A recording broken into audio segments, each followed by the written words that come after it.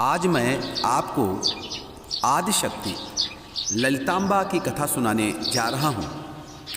ये कथा मैंने ब्राह्मण पुराण से ली है।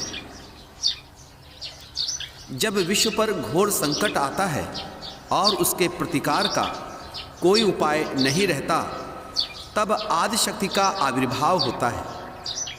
इसी प्रकार एक बार जब भंडासुर से सारा विश्व त्रस्त हो गया था, तब उन्होंने ललिता के रूप में लोकोद्धार का कार्य किया।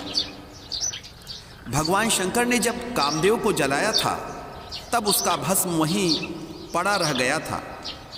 एक दिन गणेश्वर ने कौतूहलवश उस भस्म से पुरुष की आकृति बनाई। थोड़ी ही देर में वह सजीव होकर कामदेव की तरह सुंदर बालक बन गया। उसे देख गणेश जी ने उसे गले से लगा लिया और कहा कि तुम भगवान शंकर की स्तुति करो। उस बालक को शतरुद्रीय का भी उपदेश दिया। उसका नाम आगे चलकर भंडासुर हुआ। भंड ने श्री गणेश जी की आज्ञा का अक्षरशः पालन किया। घोर तपस्या से प्रसन्न होकर भगवान शंकर ने उससे वर मांगने को कहा।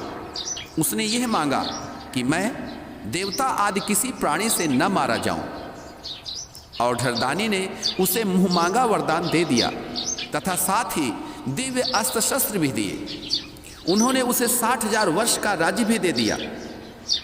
ये सब देखकर ब्रह्मा जी ने ही पहले उसे भंड कहा था, तभी से उसका नाम भंड पड़ गया। भड़ी कल्याणे भड़ी परिहासे धातु पाठ के अनुसार इस शब्द के दो अर्थ होते हैं। एक यह कि इस व्यक्ति का कल्याण हो गया, दूसरा यह कि इसे लोग निंदा एवं उपहास के साथ स्मरण करेंगे। जब तक भंडासुर भगवान शंकर के अनुशासन में रहा, तब तक उसका कल्याण होता रहा। जब वह माया के मोहजाल में पड़ गया, तब उपहासास्पद बन गया। भंडासुर के वरदान मिलने की बात थोड़ी ही देर में संपूर्ण भुवनों में फैल गई। दैत्यों के पुरोहित शुक्राचार्य यह समाचार पाकर भंडासुर के पास आए। उनके साथ दैत्यों का समुदाय भी था। शुक्राचार्य ने मय के द्वारा शोणितपुर को फिर से सुसज्जित कराकर वहां भंडासुर का अभिषेक कर दिया।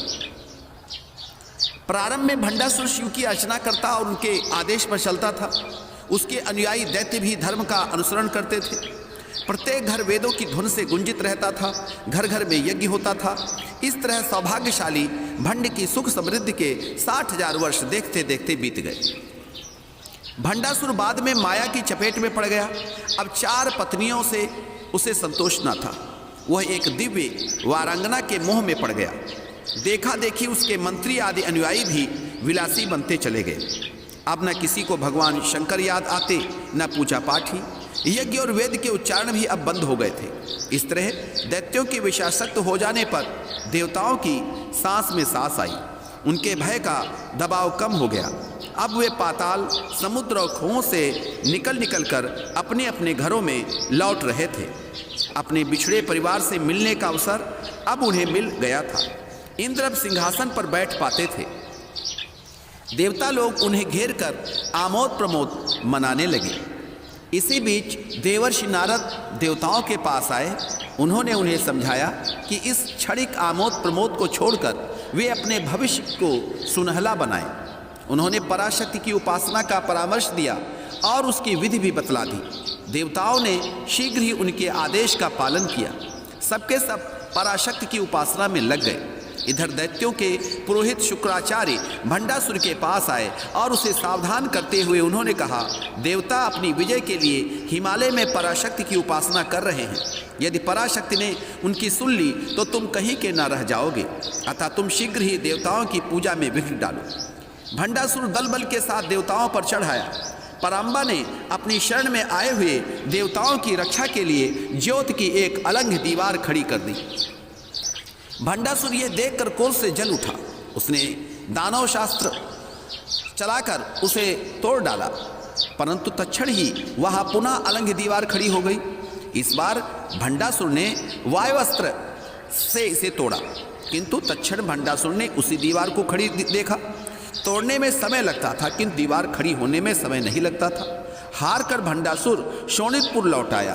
भंडासुर लौट तो आया था किंतु उसके भय से देवताओं की दशा दयनीय हो गई थी। वे सोचते थे कि जिस दिन दीवार नहीं रहेगी उस दिन हम लोगों का बच सकना कठिन हो जाएगा। अब कहीं छिपकर नहीं रहा जा सकता। अंत में देवताओं ने निर्णय लिया कि या तो पराम्बा का दर्शन करें या यही भंडासुर के हाथों में मारे जाएं। उन्होंने अपनी आराधना और बढ़ा दी।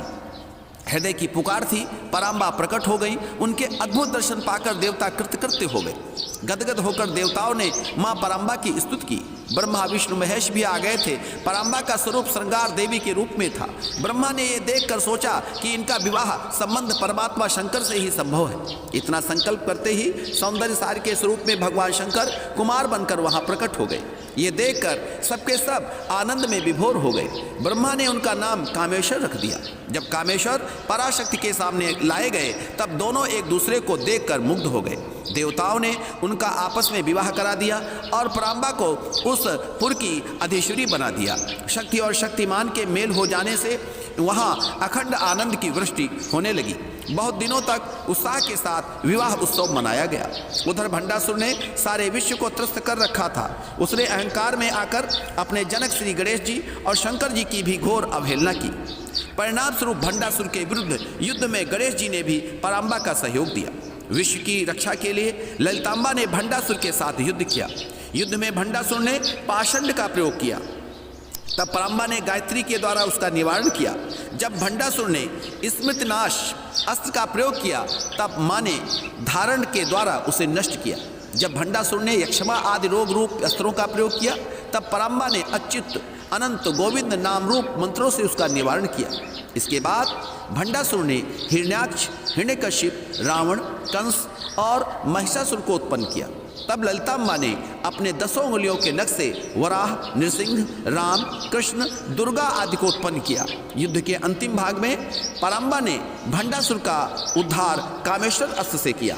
माता ललितांबा के अस्त्र शस्त्र इक्षुदंड और पुष्प थे। कामेश्वर का अस्त्र भी काम बीज रूप प्रेम तत्व ही था। जय माँ ललिता अंबा की जय हो। आपको यदि मेरी कथा पसंद आई हो तो आप मेरे चैनल को सब्सक्राइब करने की अवश्य कृपा करें।